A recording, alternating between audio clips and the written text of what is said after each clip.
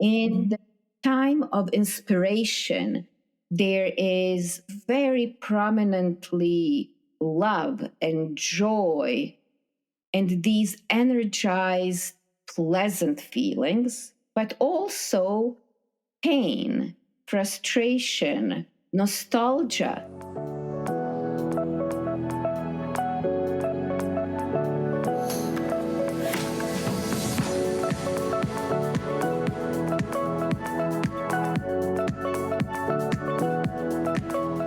Hello. This is Johanna Herbst, and I welcome you to another episode of Reaching Your Goals. Reaching Your Goals is a career-focused podcast where I sit down with truly inspiring individuals and we dig deep on leadership and career-related topics to give you the insights to get one step closer to living a fulfilled professional life.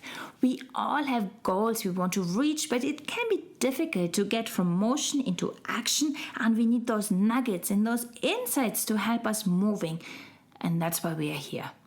In case you wonder, depending on the day, I either wear the hat of a certified executive and career coach or a management consultant, and I have an MBA from NYU Stern School of Business. My mission is to inspire you to reach your goals, lead with kindness, and have some fun along the way.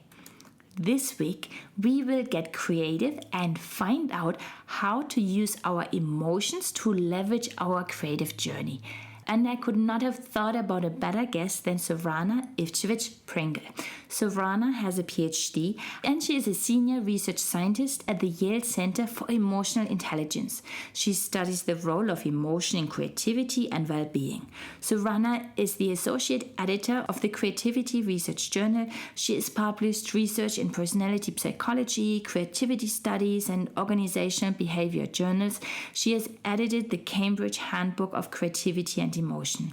Zorana received the Award for Excellence in Research from the Mensa Education and Research Foundation and the Berlyne Award for Outstanding Early Career Achievement in Psychology of Aesthetics, Creativity, and the Arts from the American Psychological Association. Zorana is based in Portsmouth, New Hampshire, in the US. Before we jump in, let me check in with you. Have you already rated the show in Spotify or on Apple Podcasts? In Apple Podcasts, you can even leave a review, and I love reading those. They put a smile on my face. So please make me smile. And while you're at it, could you also tell a friend about the show? Thank you. With that, let's finally jump in. Zorana, it's great to see you again. How are you feeling today? I'm feeling very excited to talk to you and looking forward to talking about creativity and emotions. Thank you.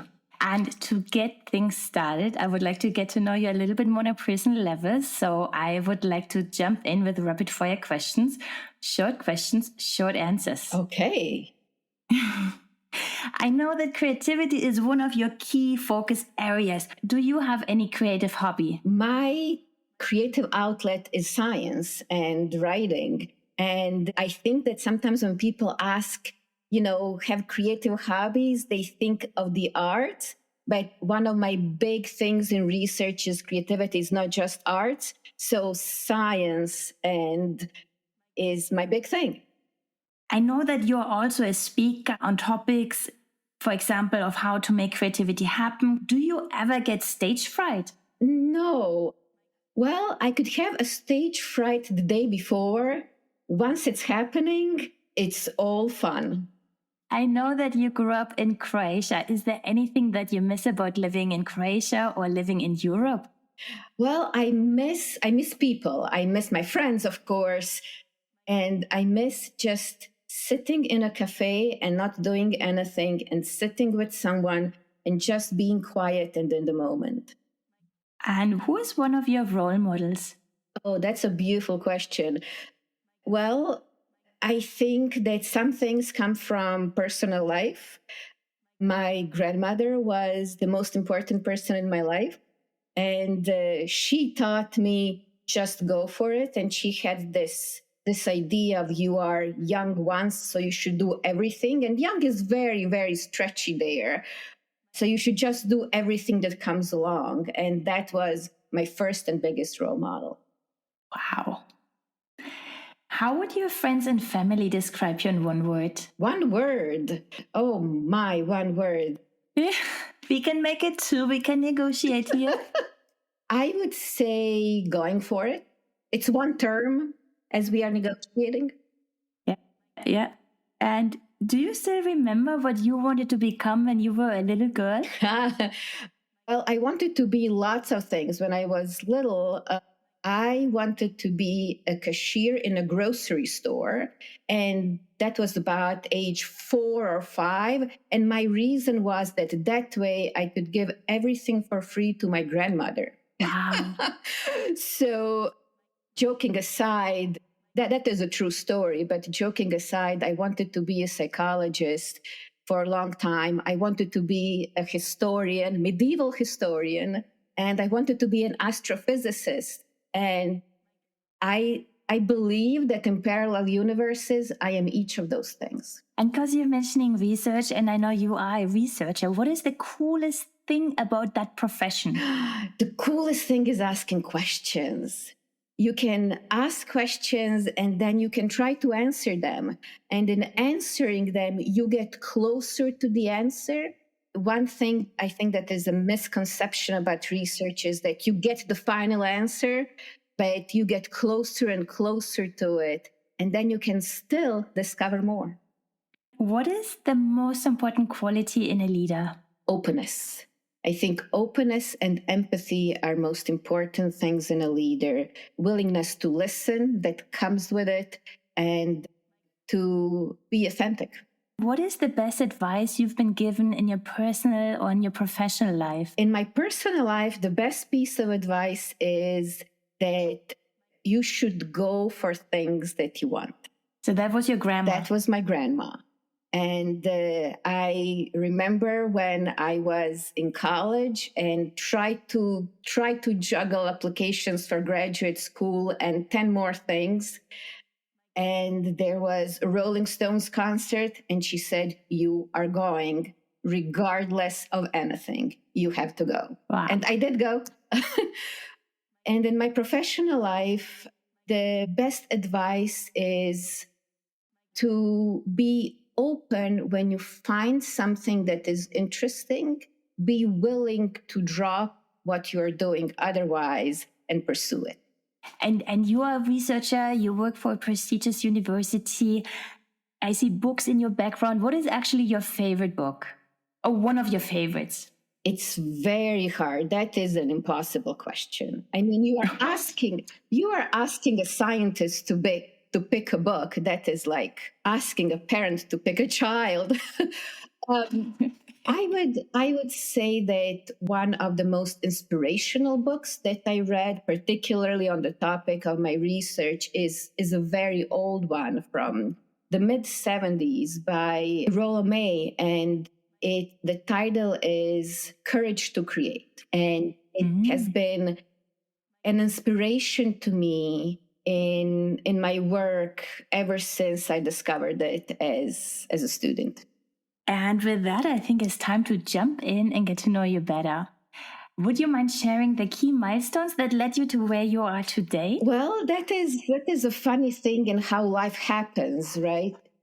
I remember being an undergraduate student and looking for a thesis topic, and I was interested in so many things, and I was reading very widely. And I came across a paper, a very old paper. I think this being inspired by history is a big theme with me. And I came across this statement by a researcher in the first wave of creativity research in the US in the 1960s, who said that creative people are in the same time more sane and more insane than the general population. And I did not know what that meant, but I knew that it did not make sense to me, but that it was fascinating and I wanted to learn about it. And what I ended up doing was largely inspired by this one line, trying to understand it and trying to deepen the knowledge about it.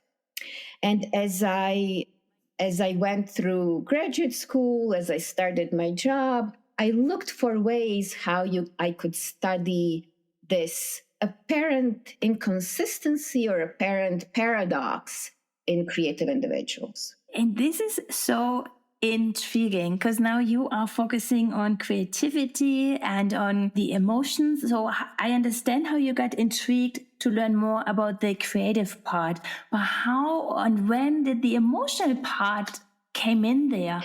I tend to be really inspired when I see an inconsistency in what we know and when I find something frustrating.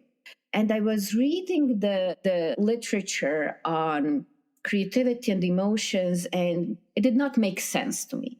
So what research on creativity and emotions look like for a very long time is it started with the question of what emotions or what moods are helpful for creativity and which moods or emotions are hurtful or harmful for creativity.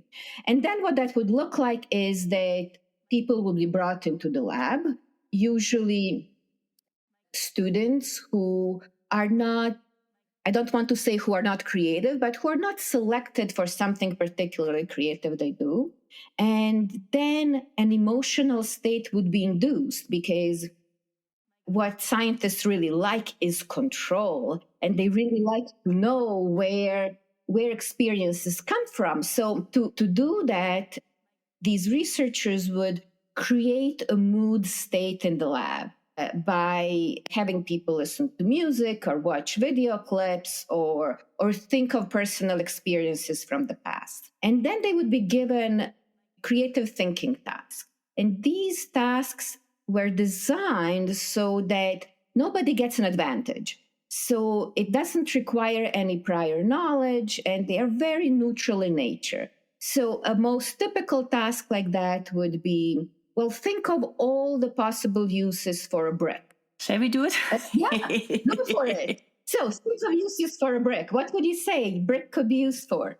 As a table, because I can put all my stuff there. Okay, table for miniature Lego people. Okay, go. Yeah, maybe a desk if I only put my phone on it. Mm-hmm. I can sit on it. It can be my chair. Okay, it will be a little bit hard, but okay. What else? I can use it as a shelf and put my books there. I can use it as a plate and eat from it. Mm-hmm. I can stack plants on top of it and maybe it looks pretty. I can use it if I really get mad and throw it at something. You could. And people mention any of those things. Actually, people tend to start with getting mad and throwing it or building something with it. So when we are thinking of ideas, we tend to start with, those things that are more obvious, like building something with a brick. But the thing with these kinds of tasks, and they can be fun. They can totally be fun. Like it was clear that you were playing there. Yes. But think of, do you really care about bricks? No. I don't own a brick. There you go. You don't even own it, much less care about it. And so what is different about these tasks is that people don't have an interest in the subject matter. And in real life creativity, people tend to have an interest in what they are doing. I am very much interested in my research. Artists that I know of are passionate about their work, and entrepreneurs are obsessed with what they are doing. People care about the object of their work.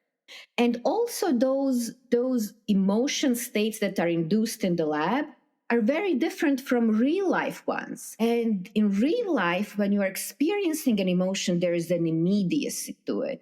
When you are happy, you want to share it, like in the children's song. And you want to show it. When you are angry, you want to throw that brick, right? So there is an immediacy to emotions in real life. So these experimental situations did not seem to me to really reflect real life. And what turns out that very reliably, this way of doing research in the laboratory shows us that being in more positive, energized states of kind of happiness, people are better able to come up with more ideas and more original ideas on these very short tasks, like, thinking of uses for a brick. And then people take it the next step and say positive moods are good for creativity. But you are making a gross generalization there. Because this was only like for those 5-minute exercises. It was actually nothing you really cared about. So jumping to that conclusion is like a big jump. It's quite a big jump. And it turns out it's not even 5 minutes, it's 4 minutes. If you give people more than 4 minutes to work on a task, this benefit of positive energized moods goes away. So it is just on these very quick bursts. And sometimes in real life, we really do think of creative ideas in big bursts. It could be a brainstorming session at work. It could be in the classroom, teachers asking students for something very quickly. So there are real life situations when we are going in bursts. So creativity includes the brainstorming, but if you go one step back, how would you define creativity? That is a great question. And it turns out that people always go, oh, it's very hard to define. We cannot define creativity, but we can. And creativity is something, and I'm purposefully use that vague term, that is in the same time original or novel in some way, and that can be a continuum, and also appropriate for the task or effective for what we want to accomplish. So it's not just original because it's bizarre, it is both original and there is an element of quality, of effectiveness about it. And when I said it is something, because it can be all kinds of things. It can be a new design, it can be a new idea, it can be a new product, it can be a new process, it can be a new performance, it can be lots of different things. And all those are genuinely part of this big idea that creativity is what you said in the beginning, that people often link creativity with a Van Gogh or a Miro, but it's much, much broader. We find the creativity in most professions. Yes, indeed. Creativity is not just being artistic. And in fact, oftentimes when I speak about creativity, I get a question or a comment that, oh, well, that's fascinating what you're doing, but unfortunately, I'm not creative. I am not really artistic. And that's fine. You do not have to be artistic. You can be creative in many, many different ways. You can be thinking of new products. You can be thinking of new enterprises. You can be developing them. I have a lot of friends who are engineers, and everybody in my family is an engineer. And they don't tend to use the word creativity, although what they are doing is really, truly creative.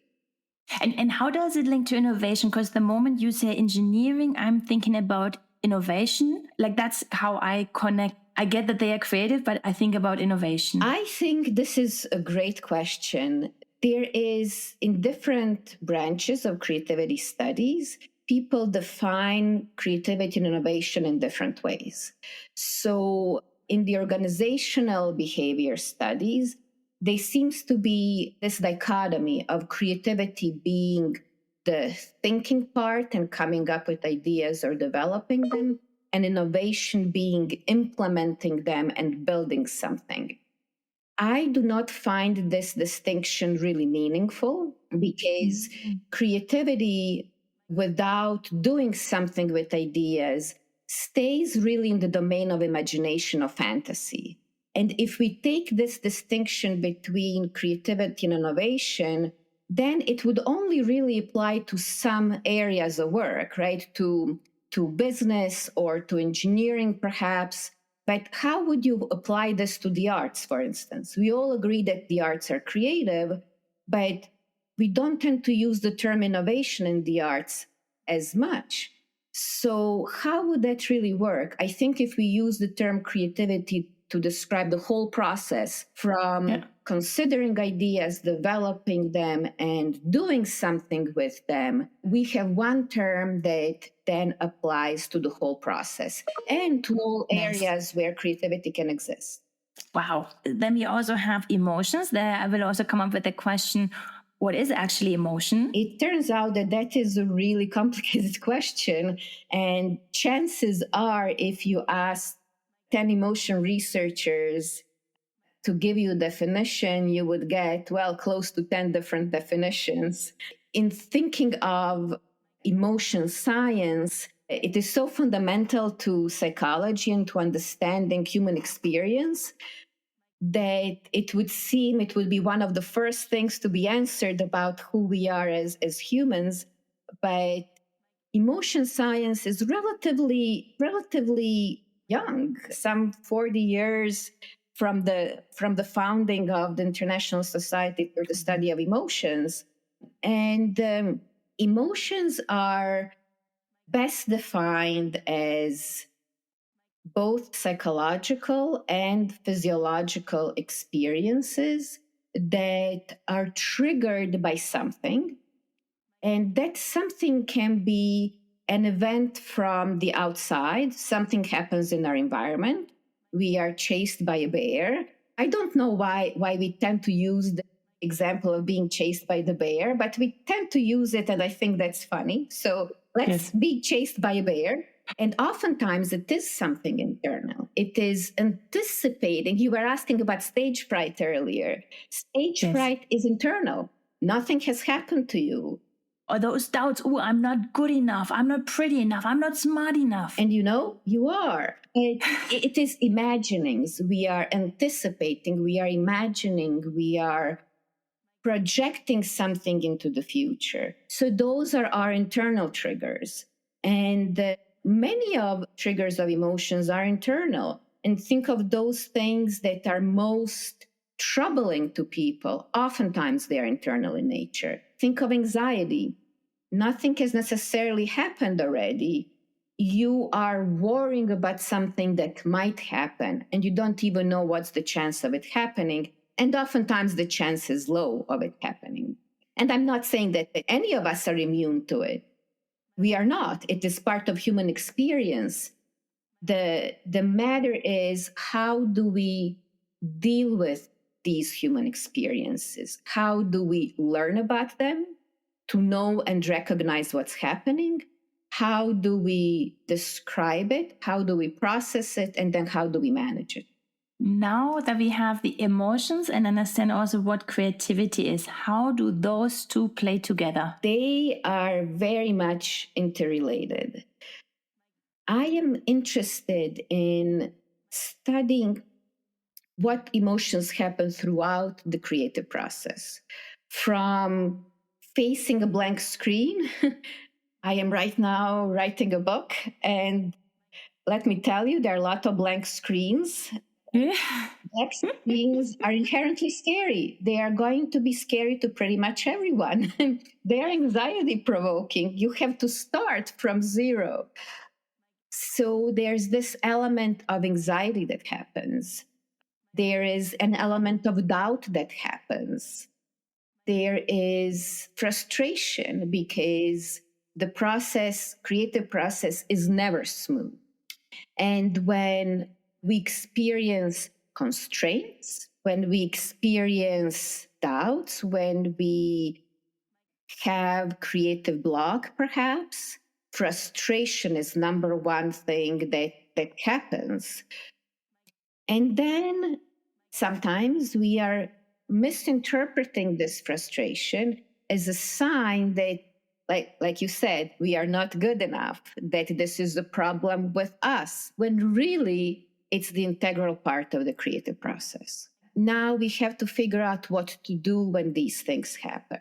But we also have to learn what to do when things are going well, because we tend to think in our bias against these so-called negative emotions or unpleasant emotions that they are to be avoided.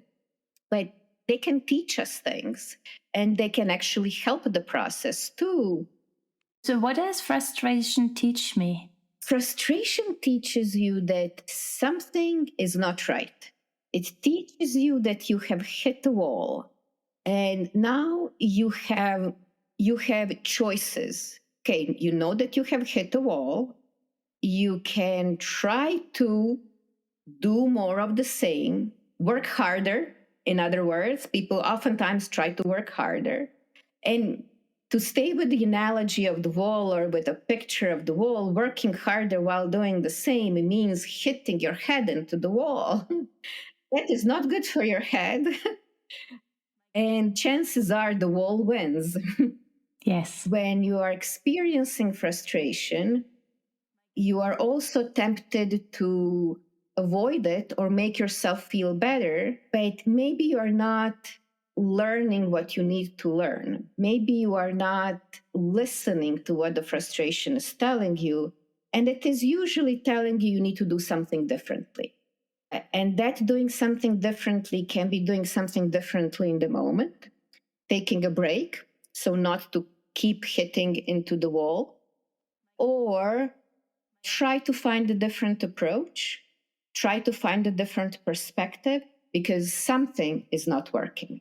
Does that mean that emotion is taking me along my creative journey of thinking about something, creating something? And if I have the awareness and the self-reflection to understand what is the emotion I'm feeling, I can use that as a compass to let me guide through the originating process. Exactly. Emotions can be guides. Emotions can fuel the process, and they are pieces of information along the process. And when we think of decision making, we know that we base decisions on information, and we want to have more information to better inform our decisions. Well, a creative process is a lot of decision making. You're making decisions about what you're going to do and how and when and where, and emotions can tell you something about it to make it more effective and to guide you through the process. To give you an example, there are a lot of pieces of advice out there on this is specific to writing, but it does not. Lots of creativity involves some level of writing, and it's not specific to it. There are lots of advice columns or hacks for creativity that say, write first thing in the morning, get up early in the morning when it is quiet, and you know what? If I try to follow that piece of information, I would not do anything. You will be tired? Because I'm not functional in the morning. I do not feel alive in the morning. My brain is not kicking in. And there's this stereotype of a mid-afternoon slump around 2 or 3 in the morning. It hits 3 p.m. and I am fully energized. Ideas are flowing and I can do things. I can do it well. I can move stuff around, see how it fits. I can very effectively write. So we have to know ourselves. We have to know at what times and in what circumstances we are experiencing different things that could be conducive for different tasks. And in the morning, I am quite grumpy, okay? This is but I am grumpy. And some people are grumpy before coffee. Even after I have coffee, I'm grumpy if it is before 10 a.m. But it turns out being grumpy is good for some kinds of tasks that are necessary in the creative process. When you are grumpy, you see everything that is wrong with something.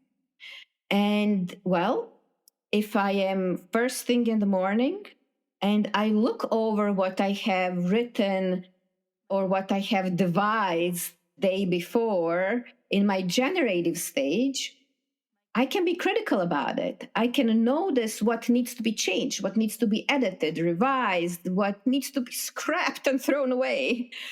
And without doing that, we are not really achieving something creative. There is never a thing of you are just generating and then that's it. Oh, that's perfect. So that also means if I have to finish up a presentation or something, I should leave it like whenever I know this is my grumpy hour during the day, that's when I should do it. Exactly. And it's going to be different for different people. It is a matter of being reflective and realizing that different emotions are really helpful for different kinds of more limited tasks. What is a positive emotion that is helpful to drive creativity? There is no answer to that because there isn't just one thing that creativity is. Creativity is coming up with ideas. And if you want to quickly come up with ideas, positive, energized emotions are helpful. But creativity is also doing something with those ideas. And doing something with those ideas means being critical about what you have generated. Being grumpy or pessimistic or critical is helpful for that. So it depends what you are doing, and creativity is all of it together. One thing I was wondering, I read a number of times that, say, the average person doesn't have the connection to his or her own feelings and just describes them as happy, sad, angry. And if you don't have, say, the emotional vocabulary to really say, oh, I'm frustrated, I feel anxious, I'm doubtful, can you still leverage, say, your feeling to drive your creative process? You could, but the matter is how. And you are completely right that people are not well equipped to be reflective and have awareness of their emotional lives. And we tend to overgeneralize. So when you ask people how they are doing, I live in the United States, the most frequent answers, I am busy, or I'm stressed, or I am fine, or happy. So you get this very general description, which is not really descriptive. In terms of emotion science, what we need to achieve for it to really be able to fuel our creative process is emotional granularity. And what that means is building our emotion vocabulary, building the awareness of what are our internal or external triggers that generate different kinds of feelings. Frustration is different than irritation. It's different than anger. Being amused is different from feeling happy or joyful or elated. And we can go on in different emotion families like that. And we need to build that awareness. And the good thing is that after decades of emotion science research, we know how to do that. It is possible to build these skills, and we have very good evidence that it's possible to build these skills through social and emotional learning programs with children and also with adults in the workplace. We can do this. We have the tools to do it. There are things that individuals can do themselves. You don't have to be enrolled in a program or take a course. And we have created an app available for iPhones and for Android called How We Feel. And this app does exactly this awareness building. It asks you at different times during the day, how are you feeling right now? And it doesn't ask the question and then leave you to your own devices because you don't know where to start oftentimes. But it says, okay, let's break it down. Let's consider things that you can identify. And you can tell whether you're feeling pleasant or not pleasant and how pleasant or unpleasant you're feeling. And you can also tell whether you are feeling more activated in your body, kind of physiologically activated, or more calm and subdued. Those things you can tell. Now, when you tell those things, you can be guided into different groups of feelings. And as you are guided into different groups of feelings, we give you lots of choices. In the app, we have built in 144 different feelings. So you're going beyond being stressed and fine and happy or angry. You now have options to identify nuances. And your reactions, what are the best reactions, will depend on the nuances. That means I should first work on growing my own self-awareness to understand what are the emotions I'm feeling, because only then I can start leveraging that to guide me. Exactly. And in that creative process, say you mentioned before, maybe there's some anxiety, there's some doubt, there's frustration, probably there's also overexcitement or the positive ones. How do they happen in the process? Is it like something subconscious, or where is all this emotion coming from that it can actually guide me? Well, they happen in different ways because creativity is never simple. And there are always problems that arise. First of all, we have found that there is a lot happening emotionally. It is a very, very rich picture. So it is not one kind of emotion, it is many different kinds of emotions. In the time of inspiration, there is very prominently love and joy and these energized, pleasant feelings, but also pain, frustration, nostalgia. Nostalgia is a complex feeling that brings together some fondness, which is pleasant and liking, but also some sadness because something is gone or not reachable. So we see the richness there. And then we see a little bit of a different picture in that daily work. Now you have to do something about it. Okay, what is there that happens? Well, there we are seeing enjoyment and happiness of creation, but we also see the frustration because we don't always have all the tools that we want. We don't always have all the resources that we want. We cannot always express everything we want or make it work in whatever making work means in your particular area. And frustration is as prominent as this enjoyment. And frustration can be informative. It can tell you to take different routes and to adjust what you're doing. And what I always think is like you're also frustrated because something matters to you.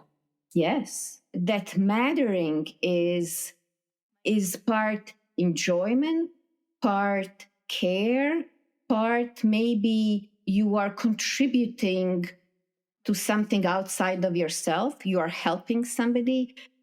Helping and assisting others is a very prominent motivation for creativity. You want to solve problems to make people's lives better or solve problems that are plaguing society. And that's why frustration happens too. You want it to happen sooner and quicker and better. So all of these things happen in the making part of the creative process. And what I'm hearing there is also that there's a question of what you want to create. And it sounds like you're also linking it to purpose, like for this helping, creating something, that there's a link. And the stronger it is, I guess, the more it can propel you and maybe the stronger the emotions will be because there's hunger and you really want something. Yes. Yes. There is hunger in creativity that can come from various places.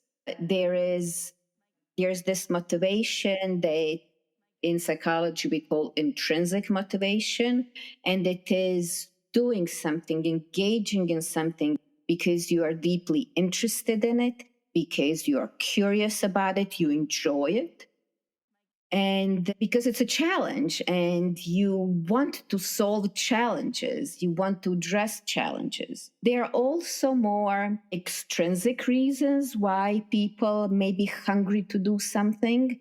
And sometimes extrinsic reasons might get a bad rap because you are not doing it just for the sake of doing it, but you might be doing it for very altruistic extrinsic reasons. You want to help solve a problem outside in the world.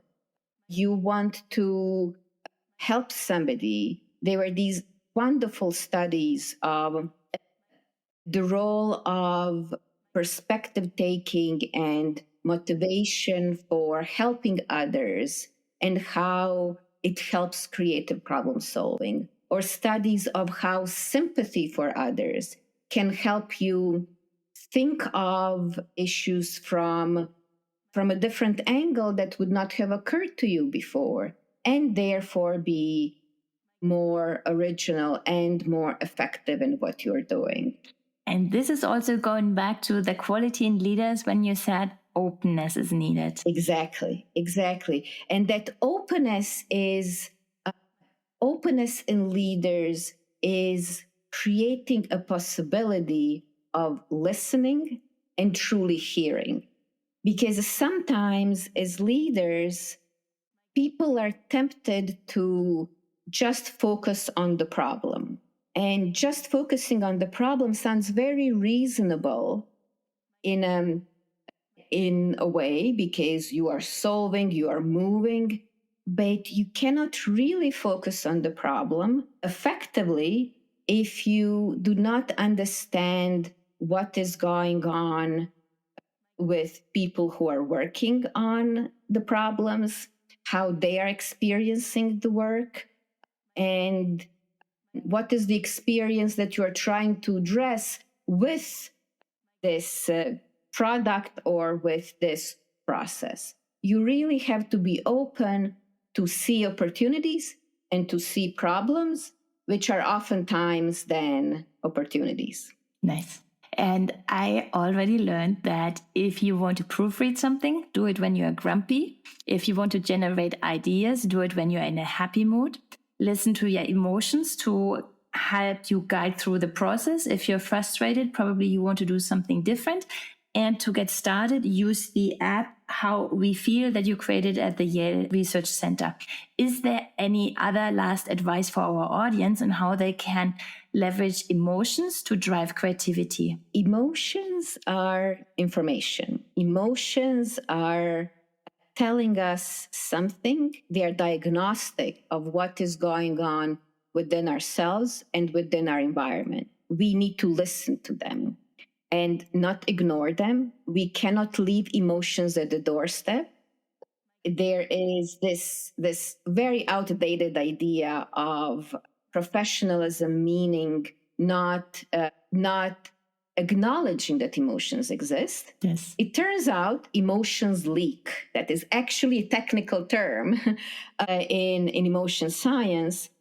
Even when we try to suppress them, they come out. And if they come out in that way, they can come out explosively and in unhelpful ways. So we can listen to them and learn from them in order to harness them for more effectiveness, more originality, and more creativity. Thank you for sharing. And I only have a few questions left. First, what is coming up next for you? I already heard there's a book in the making. There's a book in the making. The book is not imminently out, but it is in the making. And I have just published a major handbook on creativity and emotions, which is really summarizing the last 40 years of research on this topic from different perspectives, from education, from psychology, from organizational behavior and leadership studies, and telling us, okay, where have we been and where are we going?